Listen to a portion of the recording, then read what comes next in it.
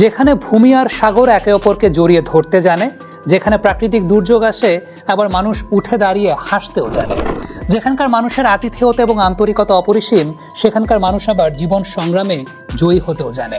বলছিলাম নোয়াখালীর কথা। বাংলাদেশ প্রিমিয়ার লিগ বিপিএলে নোয়াখালীর নিজস্ব দল নোয়াখালী এক্সপ্রেস আসতে যাচ্ছে। আমার কাছে ব্যক্তিগতভাবে মনে হয় যে নোয়াখালীর একটা বিপিএল টিম বহু আগেই দরকার ছিল। কারণটা হচ্ছে এই নোয়াখালীতে যে পরিমাণ রিসোর্স রয়েছে, এই নোয়াখালীর যে পরিমাণ ফ্যান বেজ রয়েছে দেশে এবং দেশের বাইরে, সবকিছু মিলিয়ে এটা আমার একটা ব্যক্তিগত অ্যাসেসমেন্টের জায়গা। বহু আগেই হয়তো বা নোয়াখালীর একটা ফ্র্যাঞ্চাইজি আসা উচিত ছিল। যে বা যারাই নোয়াখালীর ফ্র্যাঞ্চাইজি নিয়েছেন না কেন, আমার কাছে ব্যক্তিগতভাবে মনে হয় যে এটা নেওয়াটা একদম সার্থক একটা বিষয়। এর পেছনে অন্যতম বড় যে বেশ কয়েকটা কারণ আছে, আমি একটু তুলে ধরতে চাই। প্রথম যে বিষয়টা সেটা হচ্ছে নোয়াখালীর রিসোর্স, নোয়াখালীর মানুষ, নোয়াখালীর জনসংখ্যা।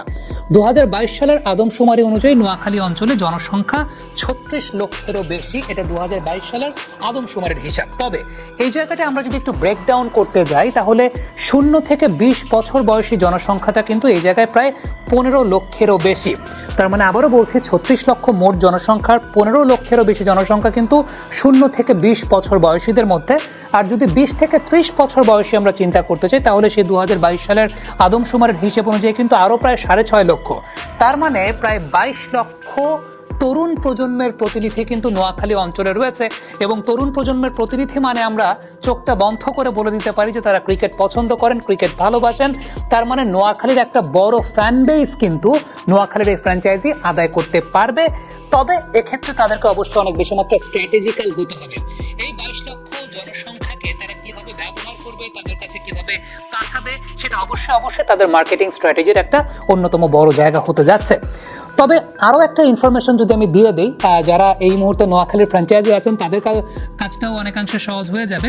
আপনি যদি প্রবাসীদের কথা চিন্তা করেন, তাহলে 2025 সালে আমি নিউ এজের একটা আর্টিকেল পড়ছিলাম যে প্রায় $460 মিলিয়ন 2023-24 সালে 2023-24 অর্থ বছরে শুধুমাত্র রেমিটেন্স এসেছে নোয়াখালীর প্রবাসী বাংলাদেশিদের কাছ থেকে।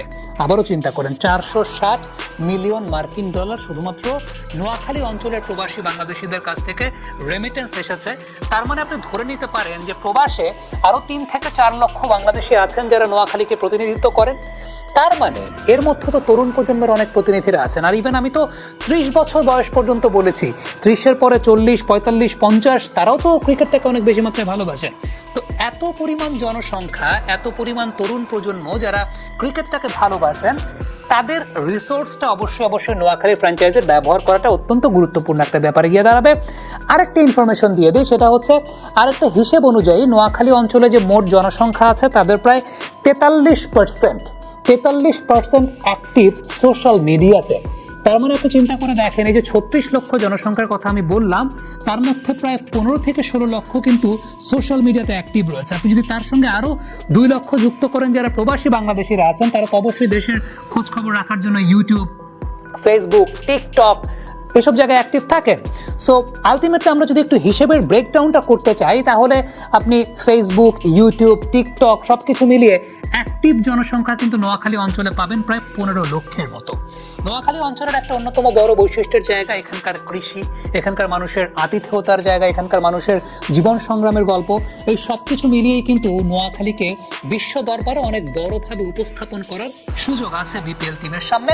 আমি প্রত্যাশা করব যারা নোয়াখালী বিপিএল এর এই ফ্র্যাঞ্চাইজিটা নিচ্ছেন, তারা শুধুমাত্র নেয়ার জন্য নেবেন না, নোয়াখালী অঞ্চলটাকে প্রতিনিধিত্ব করবেন, নোয়াখালী অঞ্চলের মানুষকে প্রতিনিধিত্ব করবেন, নোয়াখালী অঞ্চলের পর্যটন শিল্পকে প্রতিনিধিত্ব করবেন এবং বিশ্বের কাছে বিপিএল এর মাধ্যমে কিন্তু নোয়াখালী অঞ্চলের পর্যটন থেকে শুরু করে এখানের অর্থনৈতিক কাঠামো এবং এখানকার মানুষকে প্রতিনিধিত্ব করার একটা অনেক বড়, অনেক সুবর্ণ সুযোগ কিন্তু সেই জায়গাটায় আছে। এবং আমি সবসময় বিশ্বাস করি, আমরা যখন বাংলাদেশটাকে ব্র্যান্ডিং করতে চাই, 64টা জেলা মিলেই কিন্তু বাংলাদেশ। প্রত্যেকটা জেলার এক একটা আলাদা ইউনিক ব্যবস্থা আছে, প্রত্যেকটা জেলার একটা আলাদা ইউনিক আইডেন্টিটি আছে।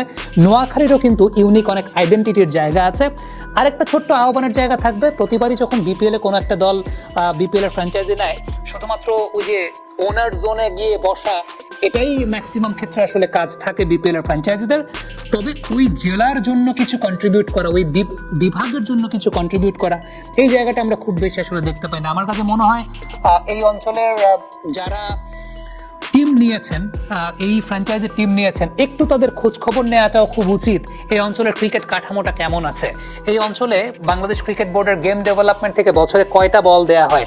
আমি বলে দিই, গেম ডেভেলপমেন্ট বছরে 24টা বল দেয় প্রত্যেক জেলাকে। এখন যদি চান, যারা এই নোয়াখালীর বিপিএল ফ্র্যাঞ্চাইজি নিয়েছেন, আপনারা 500টা 1000টা বল দিতেই পারেন সেই জেলা ক্রীড়া সংস্থাকে, সেই জেলার ক্রিকেটকে দিতেই পারেন, তরুণ প্রজন্মকে খেলাধুলাতে উৎসাহিত করার জন্য। অনেক কিছু করা যায়। আপনারা চাইলেই পারেন একটা স্কুলের প্রতি বছর একটা করে স্কুলের দায়িত্ব নেওয়ার জন্য, ক্রিকেট ইনফ্রাস্ট্রাকচারের। এগুলোই কিন্তু দিন শেষে একটা ইম্প্যাক্ট ক্রিয়েট করে। এরকম আরো অনেক কিছু আছে, সব যদি আমি এখান থেকে বলে দিই তাহলে তো আসলে আলটিমেটলি মার্কেটিং টিমের খুব বেশি কাজই থাকে না। বাট আমার কাছে ব্যক্তিগতভাবে মনে হয় ওই জেলার প্রতি কন্ট্রিবিউট করাটা এটা সবচেয়ে ইম্পর্টেন্ট ব্যাপার। একটা ব্যাপার বলে দিলাম, সেটা হচ্ছে বাংলাদেশ ক্রিকেট বোর্ডের গেম ডেভেলপমেন্ট একটা জেলাকে 24টা বল দেয় এক বছরে। আপনি 50টা 100টা দেন না ওই জেলা ক্রীড়া সংস্থাকে, 200টা বল দেন, 500টা বল দেন, এটা তো কোনো ব্যাপার হওয়ার কথা না এত টাকা দিয়ে যদি কেউ টিম নিতে পারে।